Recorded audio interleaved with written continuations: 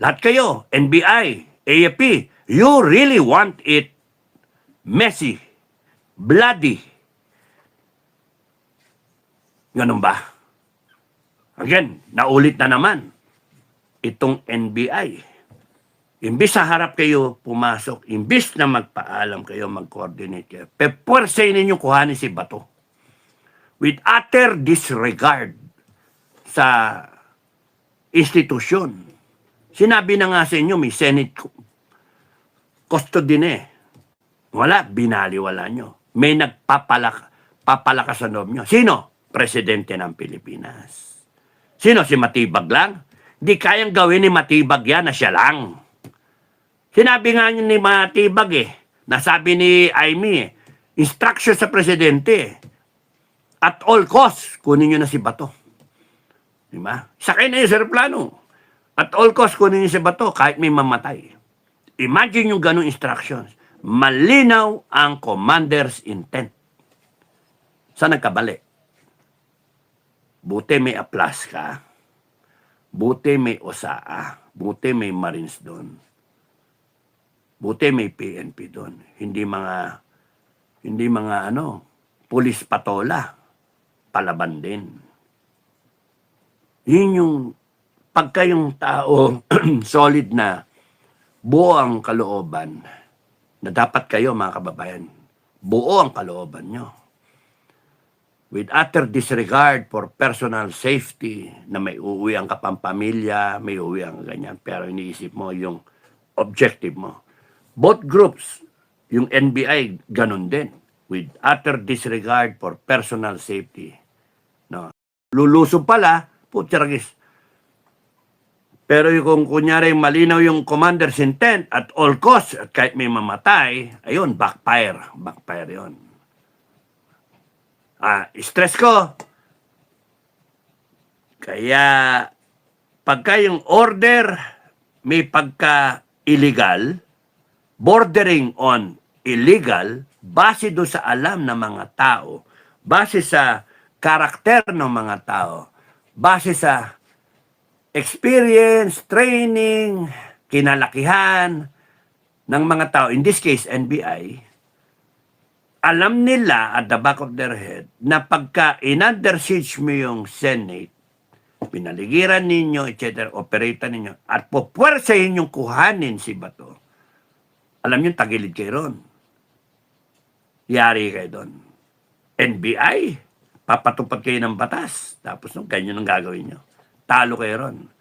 Kaya nga, that's why, nung nagkaputukan, talo na kayo eh. Di kayo lalaban eh. Kitang-kita sa video paantras na siya eh. Kunyari, matapang, pero paantras na. You will not engage. Why? Even your commanders, sinasabi, do not engage. Why? Kasi alam nyo, mali eh. Yun lang, ini-stress ko. Kasi alam nyo, mali. At mga babayan, kung kayo ay aplas ka, o kaya OSAA, o kaya Cayetano, o kaya yung mga senators, alam nyo tama, it is worth fighting for. It's worth dying for. Hindi nga, namatay ba sila? Hindi. Hindi. Nagsasalita sila ngayon. At tignan nyo, yung sinasabi kong yung 13-11 nag-backfire. Salamat kay Matibag. Salamat sa NBI. Kasalanan ninyo eh. Kaya tumiba yung 13. Kaya kung magkakaroon man ng upheaval, magkakaroon man ng paninindigan ng taong bayan. Right before your eyes, pinakita ng langit. It was a demonstration that if you are willing to fight for what is right, if you're willing to accept the results, even at the risk of your life. Boy namin yung mga senator eh. Diba, nakatakas nga si, umalis nga si Bato eh. Pero sabi nga ng langit eh, hindi pa oras eh. Kasi kung ginusto ng langit, right there at that moment, nandun na kami. Nandun na kami. it would have been violent. It could have been violent. Kinabukasan, parating yung tropa. Kinabukasan, yung ibang grupo parating. 100,000 yung supposed to be na based doon sa mga kwento-kwento sa akin. For all I care, yung sa SFGF, maraming gusto nang tumawid Yung iba nga, nagbiyahe na only to be called off. Kasi nung nalaman namin si Bato, wala na. Pinasabihan na yung mga tropa na disengage. Ganun. Kita nyo yun? Kung si Bato nag-hold the line at umabot yan sa puwersahan, wala talo administration doon. Kasi it would have resulted to a revolution. Magbarilan magbarilan and then mapupwersa na mag-take sides na yung PNP. Saan? Pero may waga pa rin ang langit. May waga pa rin. Obvious naman ang ginagago niyo Pilipinas. Galitin yung tao kasi pag sumubrang galit ng tao, lalabas talaga ang tao na armado. Hindi mapipigil yun. Anong natatawa nga ako kasi isipin mo, harangan ka ng 2,000 pulis, 5,000 pulis. Harangan ka 20,000 lang tumayo dyan armado. Kita mo, anong gagawin nyo? Magpatayan? Magratratan? You will have a full-blown revolution in your hands and you cannot stop it. AFP, PNP, you cannot stop it. Kasi right there, mahati yan. Magsaside sa taong bayan. Hindi ganon. Hindi built-in yung mga sundalo natin para patayin yung mga kapwa Pilipino.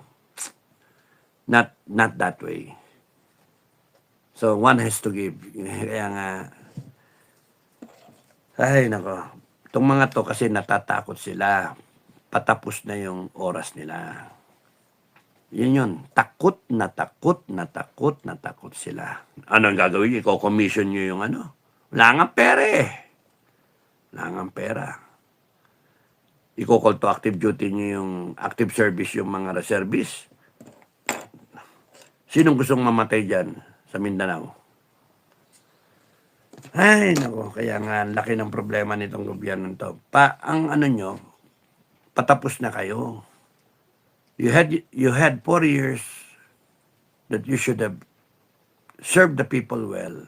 But 4 years is nothing. Ampaw. Kaya yung mga tao, ayaw na nila ng 2 pang taon. Pupwersahin ninyo, meron pa kayong charter change na sinasabi, will not work. Revolution ang sasagot sa inyo ng tao. Makinig ka, BBM. Charter change, revolution ang isasagot sa inyo ng tao. Tangina ninyong lahat.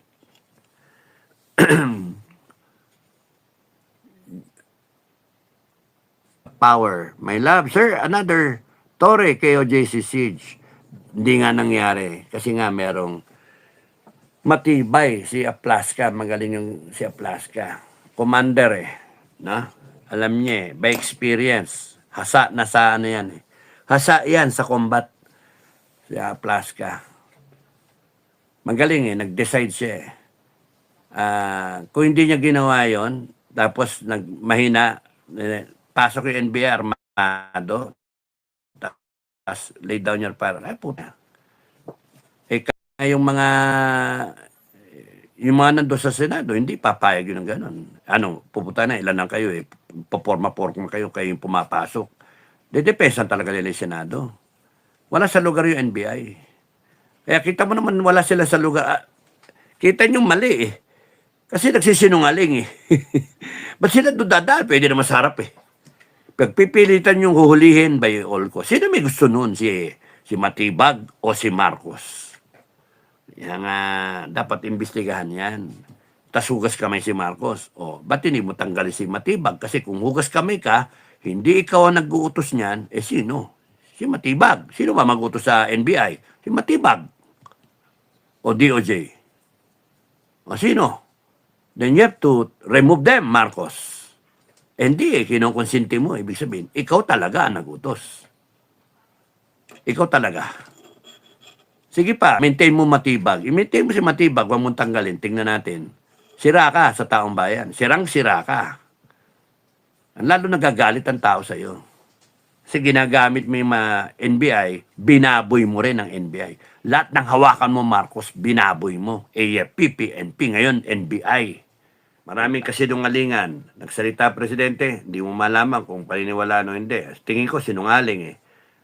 Hindi malakas ang loob ng NBI at lahat ng mga involved dito kung hindi binasbasa ng presidente. Kunin nyo na yan, sakin nyo na sa plano. By all costs, kuhanin nyo na si Bato kahit may mamatay. He doesn't care mamatay yung kapatid niya. He doesn't care mamatay yung iba senator dyan. It shows the shows the arrogance, the utter disregard for the institution. Bangag talaga. Ngayon, kung di niya ginawa yon, it shows weakness naman. Bakit? Hindi mo kayang disiplinahin yung matibag. Yung ginawa ng NBI, hindi dapat palakpasin ng isang presidente na matino. Kung matino yan, hindi nga matino, kaya pinalalakpas niya. It shows weakness. So, saan siya lalagay? Tapos nun, kita natin yung dalawa. Senate, NBI. Yung mga tao ni Matibag at si Aplaska. Kung parehong armado, kung ikaw alam mo na sa tama ka at yun yung order ng commander mo o kaya order ni Matibag, either way kung sino man ang order niyan, basta ang alam natin malakas sa loob, kuhanin na si Bato at all costs kahit may mamatay. Nag-serve sila earlier, Monday, tapos doon Wednesday. Imagine yung difference, no? Pipilit pa rin nila. Ngayon nagdadahilan sila na humingi ng security yung GSIS. PNP dapat, hindi NBI. Ano ginawa niyong NBI? Ginawa niyong sundalong patola, pulis patola, ang NBI. Kasi secure ka. Dapat kumuha ka na lang ng security agency. Doon sa likod dapat yan sa harap na lang kayo dumaan para walang Tsaka unarmed, may pumasok dyan. Matibag pumasok. Matapang si Matibag kasi hindi siya yung subukan mo siya yung humarap pumasok dyan. Anyway, so hindi, kahit malinaw yung mga intensyon ng mga commander, ng mga pinuno, nakikita ng mga nasa ilalim kung tama ba o mali. In this case, ito, kulang yung commitment. Kulang yung confidence. Kaya nung ito, nagputok na yung sila Plaska, alam nila mali sila naputukan sila Tapos noon, sumagot din. Bang. Hanggang sa withdraw to. Alam nila mali na Kasi kung alam nilang nasa tama sila, alam nilang yung ICC dapat iserve nila, kahit walang sa korte na order natin. Tapos nun, yun ang order ng presidente kunyari o order ni Matibag, ba't hindi nyo tinuloy-tuluyan? Para magkaalaman. Kasi may mission kayo Pero, kaya nga nag-withdraw kasi alam nilang mali. That's why mga kababayan, ang dyan, key takeaway, when you're going to fight for something, make sure that you're fighting with your head, with your heart, in spirit. Alam nyo na sa tama kayo, meron kayong moral foundation. Safe kayo pag sinabi mo, you're doing it for God. Safe yun You're doing it for God, country, and people, or family. Safe ka doon kasi, yun What other noble thing can you think of na, what am I doing this for? I'm doing this for God. Sila, they're doing it for the devil. Yeah, will not prosper. For themselves. Kaya nga, kung hindi malinaw sa iyo, kung baka sa at the back of your head, alam mong may mali, hindi ka konbinsado Hindi gaya nila Plaska, desidido sila. May commitment sila. Panalo. What does that tell you? Mga kababayan, kung may commitment kayo, meron namang moral foundation yung tayo. Meron tayo, kung tatayo tayo, may moral foundation. Bakit? Eh, putangin ng mga to, ninanakawan tayo. Gago, trilyon yung ninanakaw sa atin eh. Wala pa nakukulong eh. Mga tarantadong to, nagsisinungaling to eh. At nilalagay tayo sa isang alanganin na posisyon kasi wala na nga foreign direct investment, bagsak ang tourism natin, bagsak ang ekonomiya natin, wala tayong energy security, wala tayong food security, nagbabadya pa ang gera. Putangin ng mga to. At ngayon, gusto pa nilang impeach ang Inday Sara kasi yan lang ang makakahabol sa kanila na may political will na merong ganun ba na kaya niyang gawin. Ah, wala, takot sila dyan, kaya kinakailangan may impeach yan.